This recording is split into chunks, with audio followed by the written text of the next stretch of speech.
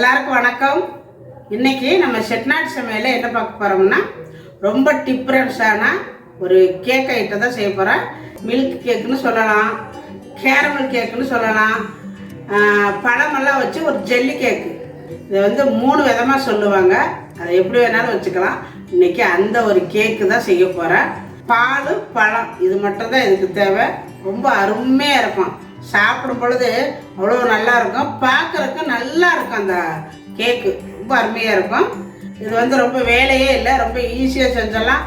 நல்லா ஹெல்த்தியானதோ, அதாவது வெறும் பால் பழம் மட்டும்தான், ரொம்ப சத்து உள்ளதும் கூட. இந்த மாதிரியெல்லாம் நம்ம செஞ்சு கொடுக்கும்பொழுது குழந்தைங்களாம் நல்லா போயிடு வரையில் நல்லா சாப்பிட்டுக்குவாங்க. பால் பழங்கள் இதை வச்சு ஒரு கேக்கு, ஒரு ஜெல்லி கேக்கு எப்படி செய்கிறது அப்படின்னு பார்க்கலாம். இப்போ நம்ம பழமெல்லாம் வச்சு ஜெல்லி கேக்கு செய்கிறதுக்கு நான் பழமெல்லாம் எடுத்து வச்சுருக்கிறேன். இதில் வந்து உங்களுக்கு என்னென்ன பழம் வேணுமோ சேர்த்துக்கலாம்.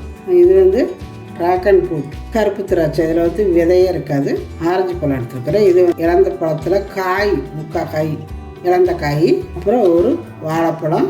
இது ஸ்ட்ராபெரி. இன்றைக்கி இந்த பழங்கள் தான் எடுத்துருக்கிறேன். நான் இன்றைக்கி இந்த பழங்கள் மட்டும்தான் எடுத்து வச்சுருக்கிறேன். இது அகர் அகர் கடல் பாசின்னு சொல்லுவாங்க. இது வந்து நல்ல குளிர்ச்சியானது உடம்புக்கு.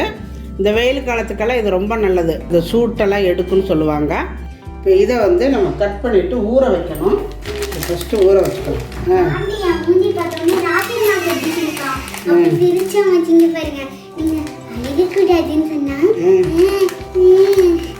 அப்படித்தான் மெதுவாக பேசணும். ஓகே, பரவாயில்ல. பாருங்க, இது மாதிரி இருக்கும். நல்லா பொடியாக கட் பண்ணி போட்டுக்கலாம். இப்போ நம்ம எல்லாமே கட் பண்ணிட்டோம். பாருங்கள், இப்போ இதை நம்ம தண்ணி ஊற்றி ஊற வைக்கணும். அதாவது இது முழுகிற அளவுக்கு தண்ணி ஊற்றி 1 டம்ளர் ஊற்றிருக்கிறேன். இப்போ இது ஊறட்டும், இருக்கட்டும். நம்ம இந்த பழமெல்லாம் கட் பண்ணி எடுத்துக்கலாம். குட்டி பையன் அழுகிறான். குட்டி பையன் வந்திருக்கிறான், அவங்க வீட்டுக்கு கூட்டிகிட்டு போயிட்டாங்க. இப்போ வந்திருக்கிறான், பாருங்க எப்படி அழுகிறான்னு. பசி அவனுக்கு. ஏன் நீங்கள் 2 பேரும் சுற்றி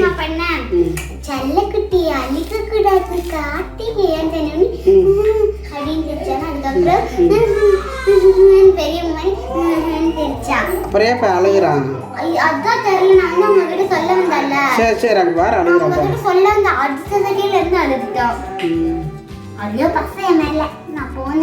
இன்னொன்று பாசமா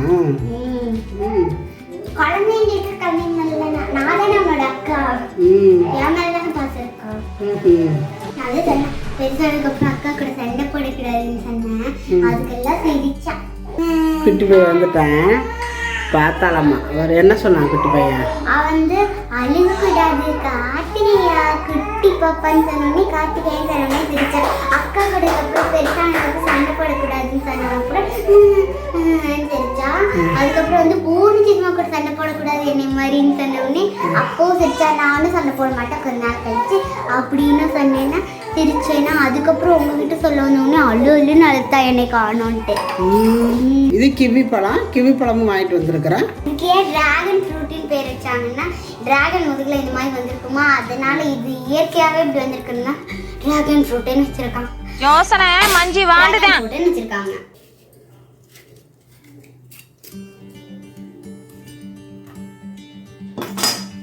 தோல் எடுத்தாலே வந்துடும். பாருங்க, லைட்டாக ஒரு சைடு எடுத்தீங்கன்னா வந்துடும்.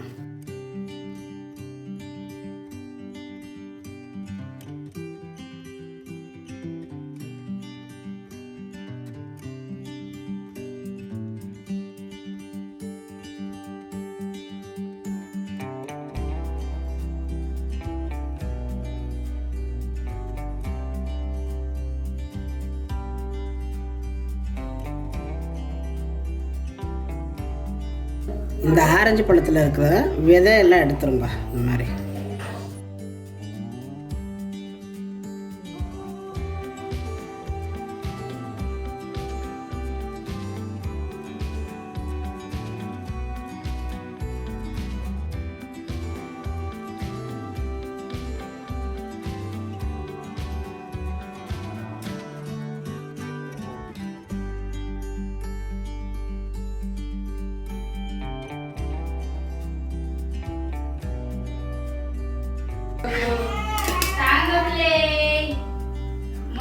இந்த மாதிரி ரவுண்டாக வெட்டிக்கோங்க.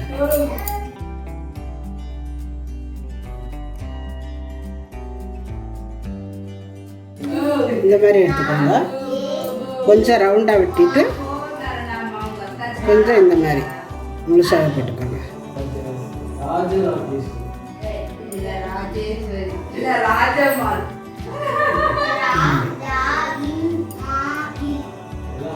இதே மாதிரியே உரிச்சு எடுத்துக்கலாம் எல்லாத்தையும். இளந்தக்காய்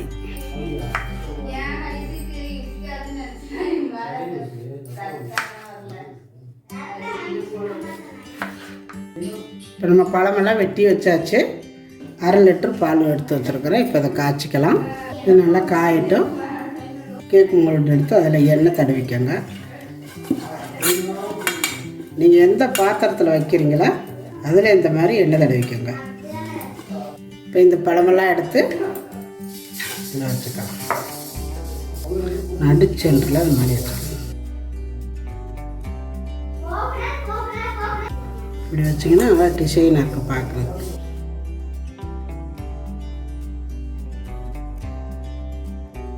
வாழைப்பழம் அடுப்பை குறைச்சி வச்சிடலாம்.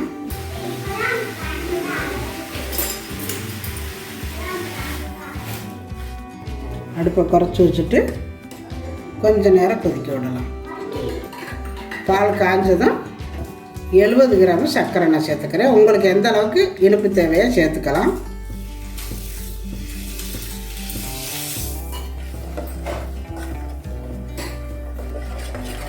சர்க்கரை போட்டு சர்க்கரை கரைஞ்சா போதும். இப்போ பால் காஞ்சிருச்சு, சர்க்கரையெல்லாம் கரைஞ்சிருச்சு, எடுத்துக்கலாம். இப்போ நம்ம ஊற வச்சுருக்கிற இந்த கடல் பாசி இதை அடுப்பில் வச்சு நல்லா இது கரையணுங்க. கரைய தொட்டி கிண்டிக்கணும். கொஞ்சம் அடுப்பை சுலவுலேயே வச்சுக்கிட்டு இதை கிண்டணும். நல்லா இப்போ இது கரையட்டும். பாருங்கள், நல்லா கரைஞ்சிருச்சு. காய்ச்சி வச்சுருக்கிற இந்த பால் சர்க்கரையெல்லாம் போட்டு வச்சுருக்குறோம். இப்போ இதையும் இதில் சேர்த்துக்குவோம். இப்போ அடுப்பை ஆஃப் பண்ணிக்கலாம். இப்போ நம்ம பாலை இறக்கிட்ட அடுப்பில் இருந்து இதில் கொஞ்சம் போல் வெண்ணிலா எசன்ஸ் விட்டுக்கலாம். உங்கள்கிட்ட வெண்ணிலா எசன்ஸ் இல்லைன்னா கொஞ்சம் ஒரு 2 ஏலக்காயை நச்சு போட்டுக்கோங்க. அதை ஊற்றி கலக்கிக்கலாம். இது வந்து ரொம்ப சூட்டோட பழத்தில் ஊற்றக்கூடாது. கொஞ்சம் லைட்டாக அந்த ஆவி போகணும். பாருங்கள், ஆவி வருது. இந்த ஆவி கொஞ்சம் போக விட்டு பழத்தில் கொஞ்சம் கொஞ்சமாக சேர்த்துக்கணும். இப்போ இது இருக்கட்டும். ஒரு கமெண்ட் நிறைய வந்திருக்குது. அதில் வந்து ஒருத்தர் சகுந்தலா அப்படிங்கிறவங்க அவள் இட்லியை செஞ்சு பார்த்தாங்களாமா. அந்த சட்னி செஞ்சாங்களாமா. ரொம்ப நல்லா வந்துச்சுமா, ரொம்ப நல்லா சொல்லி கொடுத்துருக்குறீங்க, ரொம்ப ரொம்ப நன்றிமா அப்படின்னு சொல்லியிருக்கிறாங்க. அந்த அவளை வந்து மிக்சியில் தயிரும் அவளையும் மிக்சியில் போட்டு அடிக்கலாமான்னு கேட்டிருக்கிறாங்க. மிக்சியில் போட்டு அவளை ஊற வச்சு மிக்சியில் போட்டு அடிச்சிங்கன்னா கொலன்னு ஆயிரும். இட்லி வந்து பிசு பிசுன்னு நல்லா இருக்காது. அதனால நம்ம ஊற வச்சு கையால் பிசைஞ்சு விடணும். இல்லைன்னா ஒரு கரண்டியை போட்டு லைட்டாக அமுத்தினால நல்லா வந்துடும். அப்படி இல்லைன்னா உங்களுக்கு மிக்சியில் தான் அடிக்கணும்னு சொன்னால் ஊற வைக்காமல் மிக்சியில் போட்டு நல்லாவது குறப்பாக அரைச்சிட்டு அதுக்கப்புறம் தண்ணி ஊற்றுனீங்கன்னா நல்லாயிருக்கும். தயிரை ஒரு அடி அடிச்சுக்கலாம் அப்புறம் கூட போட்டு. இந்த மாதிரி நிறைய கமெண்ட்டுகள் வந்திருக்குது. ஆப்பம் செஞ்சு பார்த்தாங்களாமா, அதுவும் ரொம்ப நல்லா வந்திருக்குன்னு ஒருத்தர் சொல்லியிருக்காங்க. நம்ம அடுப்பில்லா சமையலுக்கு நிறைய பேர் நாங்கள் ஒவ்வொன்றும் செஞ்சு பார்த்தோமா, நல்லா இருந்துச்சுமா அப்படின்னு சொல்லியிருக்கிறாங்க. ரொம்ப மனசுக்கு சந்தோஷமாக இருக்குது. இதே மாதிரி நம்ம சேனலை தொடர்ந்து பாருங்கள், கமெண்ட் பண்ணுங்கள், உங்கள் ஃப்ரெண்ட்ஸுகளுக்கெல்லாம் ஷேர் பண்ணி விடுங்க. அப்படியே நம்ம சேனலை கொஞ்சம் அப்படியே இன்னும் கொஞ்சம் மேலே போகட்டும். ரொம்ப சந்தோஷமாக இருக்கேன். இன்னும் வந்து நிறைய பேர் கேட்டுக்கிட்டே இருக்குங்க இதே மாதிரி. அதாவது அடுப்பு இல்லாத சமையலில் இந்த மாதிரியே நீங்கள் இன்னும் நிறைய செஞ்சு காட்டுங்கம்மா அப்படின்னு சொல்லியிருக்கிறீங்க. நான் ஒவ்வொன்றா செஞ்சு காட்டுறேன் உங்களுக்கு. அடுப்பு இல்லாமல் ருசியாக எப்படி செஞ்சால் சாப்பிடலாம் அப்படிங்கிறது நான் கண்டிப்பாக உங்களுக்கு ஒவ்வொன்றா நான் செஞ்சு காட்டுறேன். இந்த பக்கம் பார்த்திங்கன்னா நம்ம பழமெல்லாம் எடுத்து இந்த மாதிரி போட்டு வச்சுருக்குறோம். நல்லா அடியில் இந்த மாதிரி போட்டுட்டா பார்க்குறதுக்கு நல்லா டிசைனாக நல்லாயிருக்கும். இப்போ நம்ம எல்லா பழமும் இதில் கொஞ்சம் டிசைனுக்காக கீழே டிசைனாக வர்றதுக்காண்டி வச்சுருக்குறோம். மீதி எல்லா பழத்தையும் இந்த மாதிரி ஒன்று சேர்த்துக்கோங்க. இந்த மாதிரி எல்லாத்தையும் ஒன்றா அப்படி கலந்துக்கிட்டு இந்த பழமெல்லாம் இதில் கொஞ்சம் கொஞ்சமாக சேர்த்துக்கலாம்.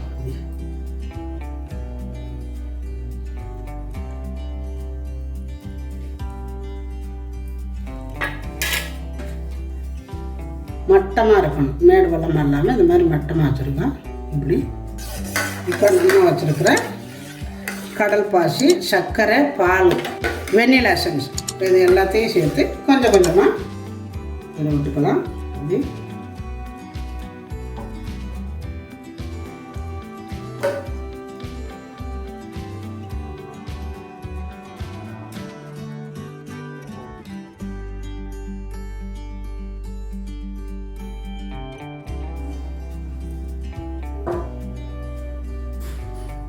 இப்போ நம்ம இதெல்லாம் ஊற்றி கரெக்டாக வச்சாச்சு. இதுக்கு மேலே ஊற்றக்கூடாது, இப்படி தான் இருக்கணும். இதை இது சூடு போகுந்துட்டி கொஞ்சம் நேரம் வெளியில் இருக்கணும். அதுக்கப்புறம் தூக்கி பீசருக்குள்ள வச்சுருங்க. அதாவது பீசரில் வச்சிங்கன்னா கண்டிப்பாக 3லேருந்து 4 மணி நேரத்தில் ரெடி ஆயிரும் ஜெல்லி கேக். நல்லா இருக்கா? செமையாக இருக்குல்ல பார்க்கையில. இப்போ இதை கொண்டே பிரிச்சுக்கல வச்சுக்கலாம். இப்போ 3 மணி நேரம் ஆயிடுச்சு. நம்ம பிரிச்சுக்கில் இருந்து கேக் வெளியில் எடுத்துகிட்டு வந்தாச்சு. இப்போ நம்ம இதை ஒரு பிளேட்டில் வச்சு கட் பண்ணிக்கலாம்.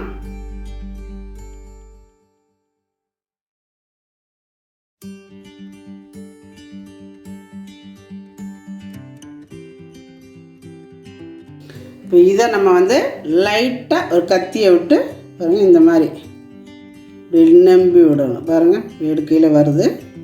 இப்படி பண்ணி விட்டுட்டாலே போதும். இந்தா அவ்வளவுதான்.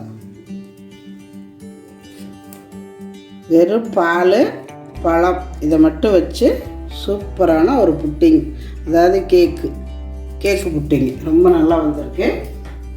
இப்போ இப்படியே ஒரு தட்டை போட்டு கமுத்து எடுத்துக்கணும்.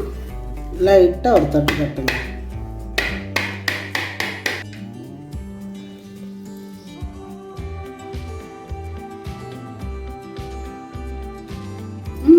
வாவ், சூப்பரா நல்லா கலர்ஃபுல்லா இருந்துச்சு.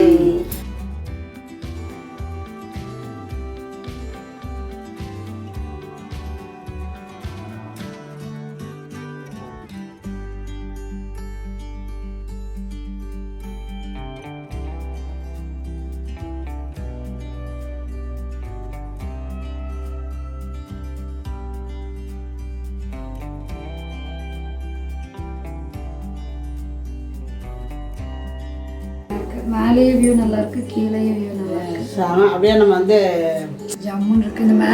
இந்த மேல இருக்கிற ஆரஞ்சு இதெல்லாம் அப்படியே நல்ல இயற்கையா பச்சையா இல்ல. நாங்க இந்த பேக்கரிஸ்லாம் போனோம்னா கேக் வெளியில் வச்சிருப்பாங்கல்ல, அது மாதிரியே இருக்கு. சூப்பரா இருக்கு. இந்த மேல இருக்கிற ஸ்ட்ராபெரி அழகா அப்படியே ரோஸ் லீஃப் மாதிரி இருக்கு. பூர்ணி அப்படிதான் சொன்னாங்க. ரோஸ் அது ரோஸோட எதல் மாதிரி. சரி கட் பண்ணி கூட சாப்பிட்டு பார்க்கலாம். பார்வைக்கு நன்றாக பார்க்கவே நல்லா இருக்கு. அதை கட் பண்ணுமா அப்படிங்கிற மாதிரியே இருக்கு. பார்க்கலாம். நைஸ். நானே விஜயாவை கட் பண்ண போறோம். வா கத்தி வைக்கையில எப்படி இறங்குது அழகா இருக்கு. இருமா சரி இருத்தாங்க.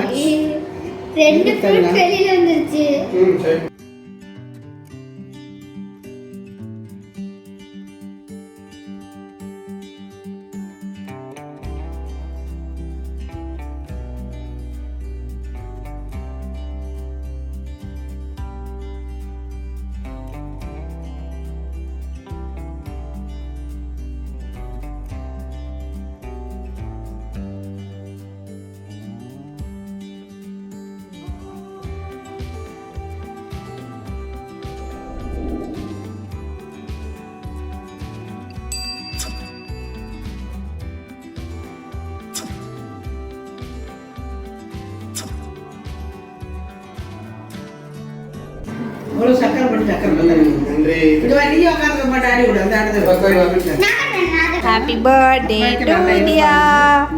அறுக்கணும் அறுக்கணும், இல்லாட்டி தனித்தனியாக வந்துடும் ஃப்ரூட்ஸு. தியா அழகாக கட் பண்ணிட்டா. எனக்கு ஒரு பீஸே.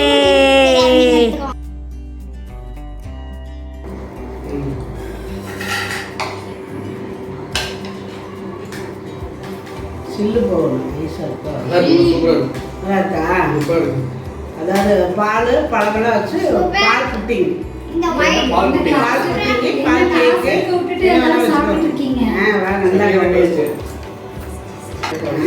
அங்க இருந்து பார்க்க சீஸ் கேக் மாதிரி இருக்கு. இவர் அந்த படத்துல காட்டுவாங்க சீஸ் பீஸ் அது மாதிரி இருக்கு. நல்லா இருக்கா? ஆக்சுவலி ஃப்ரூட் சாலட் போட்டு சாப்பிடுவோமா, அது ஒரு மாதிரி டேஸ்ட். இது வந்து இந்த சீம்பால் கொடுப்பாங்க. அந்த அந்த ஐ மீன் சீம்பாலுக்குள்ள ஃப்ரூட்ஸ் போட்ட மாதிரி இருக்கு, நல்லா இருக்கு. அந்த சீம்பால் பண்ணும்போது ஒரு மாதிரி ஒரு கேக் மாதிரி ஒரு ஃபீல் வரும் இல்லையா, அந்த மாதிரி இது ஒரு கேக் மாதிரி இருக்கு. இது வந்து எல்லா ஃப்ரூட்ஸும் அது ஒரு டேஸ்டா இருக்கு.